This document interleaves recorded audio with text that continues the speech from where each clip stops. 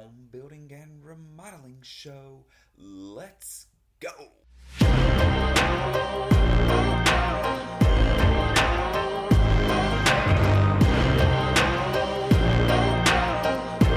Welcome everybody to the home building and remodeling show.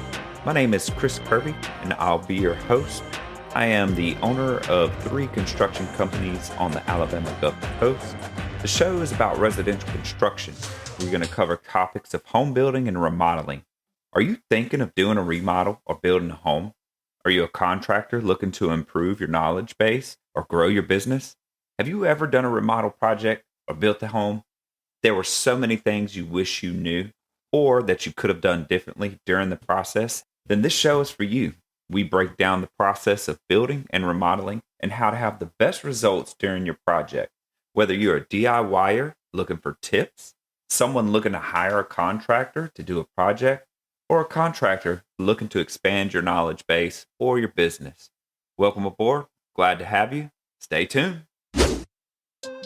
We kick off the show with my thoughts on home building and remodeling. I'll share best practices and talk about some of our experiences in business and out in the field. These shared thoughts and lessons learned are meant to help you on your very own journey. Let's go. I am the creator of Contractor University. I've created Contractor University out of the necessity for professional development in the home building and remodeling industries. As I started my company 7 years ago, I quickly realized that it's hard to find valuable resources and have a solid path on where to start when starting your contractor business. And so I thought I'd put together Contractor University and have a series of different courses that you can get information from that would help you run a better business if you're already in business, but also if you're just starting out, it's hugely beneficial to have a blueprint to follow. So the Profitable Contractor Blueprint is a blueprint to success. So please follow along as we go. I hope you enjoy the course and I hope that you sign up for more courses through Contractor University. Some of the most important things that are in this course that can help you step by step figure out what you need to do. And I kind of put them in the best order that I could, just thinking back and reflecting on my very own journey in construction with my companies. And hopefully you can follow along and this will help you. Why are we here? So as I told you before, I struggled to find out what I needed to do to be successful, not just in contracting, but in business as well. And so I want to merge the two concepts, business and contracting. That way you may be a very good contractor, but you may be lacking in some of the business information that you need. So I want to bridge the gap, and that's why we're here. What you'll learn, you're going to learn step-by-step processes to put into play that, if followed, should help you ease the burden of running your business. It should allow you a blueprint, again, a process to follow to help get your business going or to grow your business if you're already in business. So the very first thing we want to talk about is branding yourself. Okay, so why is this the first thing? Because you have to come up, if you're going to open a business or if you're an individual contractor, this applies as well, but you need to brand yourself. You need to come up with a logo, come up with some sort of a design, and then a slogan at a minimum, and then just put those things on a piece of paper, get you some business cards made, go to your local Office Depot or somewhere and get a business card made. This will help you, but branding yourself. So we'll talk about 3 ways to do that. Define your brand identity. Start by clearly defining your company's mission, vision, and values. Understand your target audience. Who are you going to work for? And their needs, and develop a unique value proposition that sets your company apart from competitors.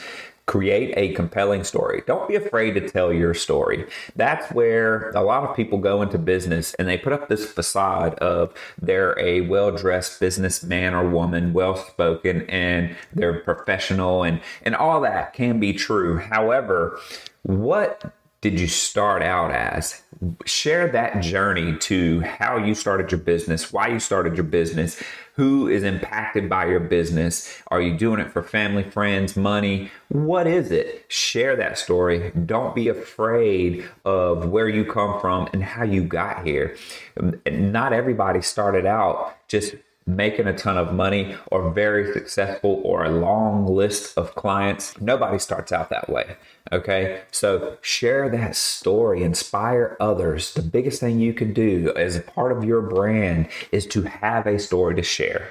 That number one, we talked about clearly defining your company's mission, vision, and values. Everything's going to be based around that. So your mission, vision, and values, listen, don't complicate it. I know it sounds like a lot, but hey, why did you start your company? That's the mission. What do you intend to do as a company? That's your mission. It may evolve, it may change, but establish just a simple mission right now. That's going to help you out. Vision, where do you want to go? What do you see yourself doing in the next 3 months, 6 months, 9 months? Go for a year. Again, don't complicate it. Make it simple. And then your values. What does your company stand for? What do you value? And then when you're looking at mission, vision, and values, your guiding principles are a part of that. And are you guided by faith? Are you guided by honesty? Are you guided by integrity? And are you trustworthy? A lot of those characteristics need to be shown throughout your mission, your vision, and your values. So make sure you talk about that. All of this aligns with your story, right? Where did you come from? Where are you going? Do not be afraid to talk about the stuff that has happened to you, which again has made you come to this place. Okay.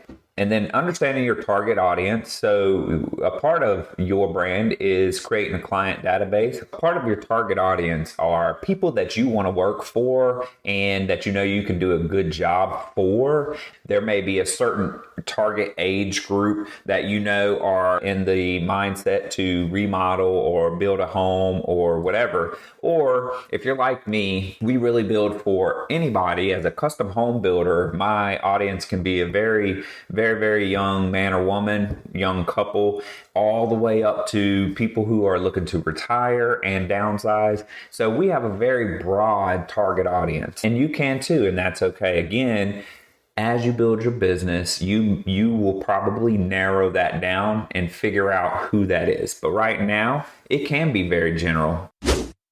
And now we move into Shop Talk. It's the portion of the show where I bring in a co-host and we cover trending topics in home building and remodeling. Hope you enjoy. Let's go. We have Jen with us. She is one of our most experienced painters. And I wanted to dig in because there's a current movement for professional women in building, right? And we employ quite a few women here. Yeah. And it has been super beneficial for us. As we were talking before the show started, you know, you have brought so much value to our company. And I would like to get you on here and just talk about, you know, what it is that you do and how you got started. So I'll let you tell us, you're our lead painter, right? You take care of all of our paint projects. You're an in-house painter. And how did you get started in the construction industry? I literally needed a job, and my friend was already in it. Yeah. And offered me a painting job. And I was like, sure, I'll try it. And 25 years later, here I am. Yeah, you're still here. And so it was just that simple. You were open and willing to try. Oh, for sure. And when you first started out, how could you paint? A little bit. So you kind of had a knack for painting, or yeah, like my mom would make me help, you know, paint the house. We're going to paint this room this weekend, and we'd paint it. Gotcha. But then when I actually got into it, I was like, this is what I'm supposed to do. You liked it, and you're good at it. So where do you think you gain the most knowledge? Because like I said, you are the best painter I've seen and the best painter I know, and that comes with time and experience. But you didn't start out as the best, you know what I'm saying? Right. So the most experienced painter. So where do you think you just learned the most? Definitely from my bosses. Sure. And my coworkers who had a lot more experience than me. Gotcha. And I think just having a little care Yeah. and passion. Well, and I noticed that. So from when you first came in, so if you guys don't know, we are a home building company and we're a remodeling company, and we would sub out our paint projects. Well, we wanted to bring in a in-house painter because we were doing a lot of work, and that's where, I met Jen, and Jen was a painter for a friend of mine, and it was scary to take that leap. But one of the first things that you did, you came in and came back to the office and you said, do not let the remodelers caulk anything else. Yeah. I will caulk everything. And I was like, I've got the right one. And why did you say, I know right now it's funny, but you were really seeing an issue. And what do you think that's from? I mean, because everybody assumes they can just pick up a paintbrush and start painting. Right. Everybody assumes they can caulk. Now, there's a difference in painting and caulking, and then there's doing it the right way. Yeah. Right? And that's what you were identifying. It's easy to just caulk a spot. Oh, yeah. But if it's not done right, the rest of it's going to look terrible. Right. And is that what you had noticed that immediately upon coming in? Yeah. And what I like about you the most is that you weren't scared to call it out. You say, hey, just stop caulking. Yeah. And you've provided training. Since you've been here, you've started providing training. And I think that's what makes us a little bit different and what we're trying to do in our mission at my companies, but also at the Home Building and Remodeling Show is it's not just calling out the error. It was taking the time to do regular training to get better. So you can teach, you called it out and put a stop to it. And now it's time to teach them the right way. Because we've got young apprentices here, male and female apprentices that are green. Like when I say green, some of them aren't just green to construction. They're green to life. They're young, 18, 19, 20, 21. Now's the time where they're influential and you can teach them what you want them to do. That's right. And why you do it this way. Right. And we have, you know what? All construction companies have that opportunity. They have the ability to do it and train right. But a lot of the time, everybody is in crunch mode. So it's get it done, work hard, get it done. Well, here we've adopted a different mindset and brought in what I try to hire the best. And sometimes it costs and sometimes it works out. And sometimes I can't get them away from wherever they are. But you took a leap of faith and came here and it's worked out. You've helped us. Our quality has improved. But what's more empowering, I think, for me to see and watch is that you're female. And, in construction, we're really beating the drum of professional women in building. And it's inspiring to see you come in and do what you do, take control, be a lead painter, right? Be a leader in a company and prove that, this job, construction, isn't just for men, right? Mm-hmm. Men and women can do this. And not only can they do it, but like I said, in my opinion, you're the best painter I know. And I think that's something that I want to get the message across, and make sure that this is open to everybody and everybody has a shot in construction. What made you take the leap and come here? Because you're a loyal person, and the person you were working for is a great person. Yeah. But it was a benefits thing, I think, was the most impactful, right? It was benefits, and there was something about it that when it was brought to my attention that I needed it, I couldn't get it out of my mind, and I just felt like it was the right choice. And what would you say to people who are, maybe working at construction companies and they've been presented opportunities, but, loyalty plays a huge role in our world, and you don't just go out and poach people from other companies. Mm-hmm. But also, I feel you can't stop yourself from taking advantage of an opportunity.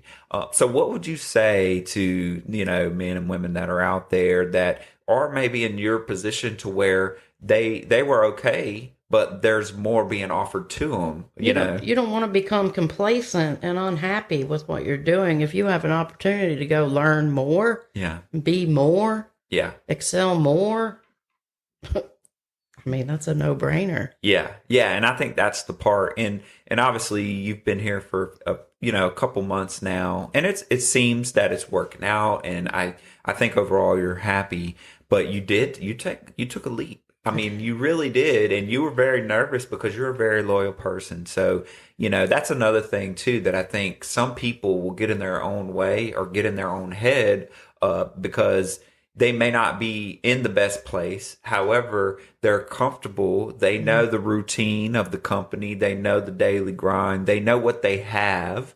And so they're scared of change is what I think sometimes stops people from taking a leap and maybe going and really better and maybe better in their position, not just monetarily, but, like for you, you're getting up there in age, and benefits is an important thing for people. For sure. Having those. And, we knew that was something that you needed. And I just didn't realize, I don't think, how really good you were at what you did until you got here. And now it's a noticeable difference in our company to have true professionals that understand and care about quality. You've demonstrated care. I will say you do care about the outcome of your work. And that matters too. So it's not just learning the skill, but for you, what I've noticed, it's having a passion for it and not being afraid to speak up if it don't look the best or correct it. That's my name, your name. Yeah. Yeah. And if it doesn't look good, and if you're not taking the time, who's calling back? Yeah.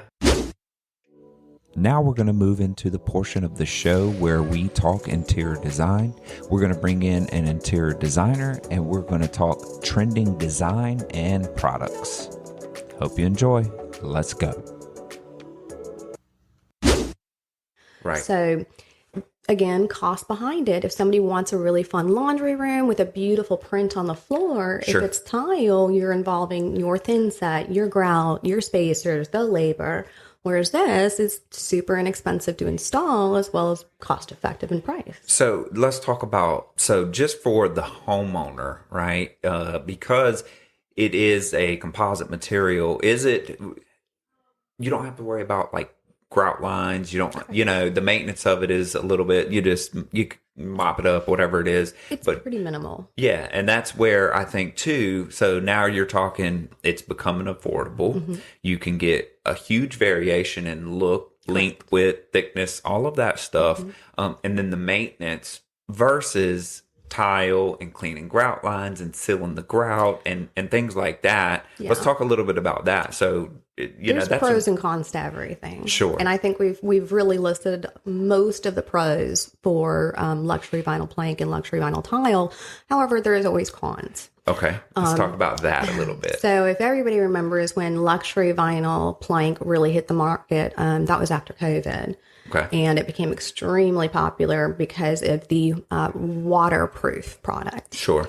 And I had to explain to a lot of my beachside people, the product is waterproof. Right. So if you spill on the top of it, you can blot it up. However, if we were to incur another storm and it blew water underneath that luxury vinyl tile, you do have to take it all up. Sure. Your subfloor, the integrity of it has now been compromised. Sure. And even if you have a cement subfloor with a vapor barrier and LVP on it, if water got underneath it, you do have to take it all up. Whereas tile, that can go through any storm. It can weather any of that. You're going to simply clean it, bring in blowers, get that moisture out. So in the long run, that's, I've talked to some people and they're like, I don't want to have to worry about the storms.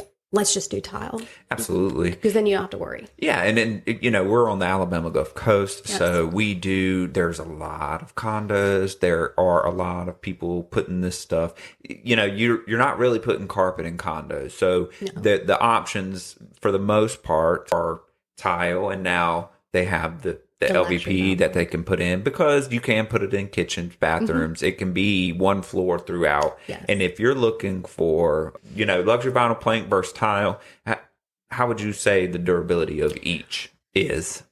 It really depends on the instance that we're talking about. Because so tile, I mean, you can have your big old pups running all over it all day long. Sure. Your kids can ride a bicycle through their house if you want to. Sure.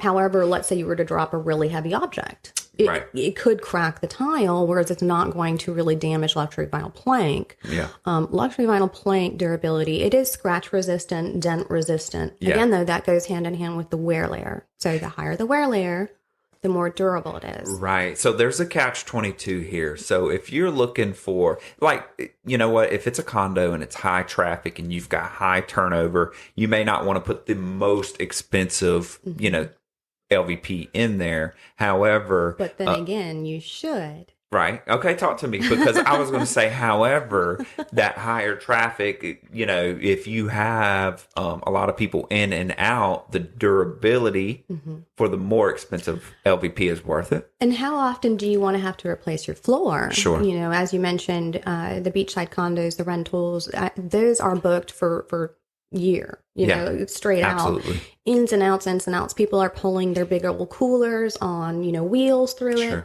Well, eventually that floor, if it's a, you know, a low 6, 8, 12 mil wear layer, it's going to start to show, you know, all those scratches. It'll usually will start splitting. Whereas if you put in a 20 mil wear layer, it's going to get you through that season without you having to go, oh my goodness, it looks so horrible. Now I got to replace it again. Right. So you're going to be spending more money on the back end. Yeah. So, okay. It's worth it to put the better product in initially, especially in the high traffic areas. Yes. But two, I want to caution everybody. We keep saying it is scratch resistant. It's water resistant. And that is because, you know, you can't really say it's scratch proof. You can, I've seen it done. We've done it here in the showroom. You can scratch this stuff, moving furniture around. Now, there are ways to buff it out. And I'll be honest with you, it is very much easier to buff out a scratch on LVP than it is on like a hardwood or anything like that. So, and some of it's beautiful. Like, you know, it really is. It is. So, and again, I think the variation that they're coming out with, the different colors, the different options are what's making it so popular. And then the high durability. Because they can manipulate it. So right now, when it first came out, it was really with just a very flat finish. It looked like it had knot holes in it. It looked like it had grain. And then they came out with how to emboss and register it. Now, they were already doing that with like engineered hardwoods and everything, and they just applied that to the process of a luxury vinyl plank. Yeah. So now, if you're looking at a higher end luxury vinyl plank and you see it's got a little knot hole in it and has some graining, if you run your hand across it, it feels like a true wood. Yeah. So some of them are so incredibly well done, you could walk into a home and not know. Wow. Yeah. Wow. Okay. Well, we got some education today about luxury vinyl plank, LVP. A lot of people may be hearing that, not know what it is. It's a composite material. So think how to compare it. It's a crushed stone mixed with a vinyl, and it's really compressed is what that composite material means. And I'll tell you, just as in anything else that we do in construction, when it comes to fences, even when it comes to doors now, when I'm building a new construction home, I talk my clients really away from going with a true wood door. And I talk them into a composite door that has a wood look and maybe apply a gel stain. There's just a lot of reasons for that here where we have high humidity. Durability. And the durability of wood here isn't the best. Even now, I will say this. If you're going to do the maintenance on it, if you're going to do nice columns, you have to do the maintenance, which means they're going to have to be resealed, restained every few years for them to hold up. Not saying that but again, if you're looking for something more maintenance free, more durable, more water resistant, easy right? to clean. That's right, easy to clean. Yeah. That's where these composite materials are becoming popular. And they're getting so much better about stylizing them. Sure. Truly, I mean, I as a designer, I remember, when composite doors first, I started looking at them going, oh gosh, Yeah. they just look kind of cheesy. Yep. Yeah. I didn't want to use them. Yes. But they've come leaps and bounds with man-made materials and emulating, natural elements. Well, and what they're trying to do now too is they are trying to make them, so you're reusing a lot of materials in composite materials as well. So they are more eco-friendly these days and stuff like that. And there are more and more people who are caring about how environmentally friendly their home is. Yeah. I mean, you can even get tax write-offs. Everyone's becoming a little more cognizant that, we need to start taking care of where we're living. So, yeah, absolutely. Yeah. Okay. So next time we're going to talk about what I think is one of Courtney's favorite topics. We're going to dive into tile. Oh, yes. Yes. And that so, is one of my favorites. yes. So we're going to do another show about tile specifically. And we're going to continue to have these conversations just to better inform you and give you some more product knowledge from the construction side. We know how to install it. We know what it takes to get the job done. But as far as the actual knowledge of product, that's where specialists like Courtney come in. And I think we're going to get a lot of good information by adding her to our show. And we're so glad that you came on. Well, thank you. I hope it wasn't too terrible for you. No, not at all. Okay, good. So, all right, until next time, we'll see you. Thanks, everybody. Bye. Thanks for joining us today. As always, we are grateful for our listeners and your continued support. Please subscribe to our YouTube channel. Follow us on social media via Facebook, Instagram, and TikTok. Get more info at our website, www.thehomebuildingshow.com. And as always, remember who we are, the Home Building and Remodeling Show.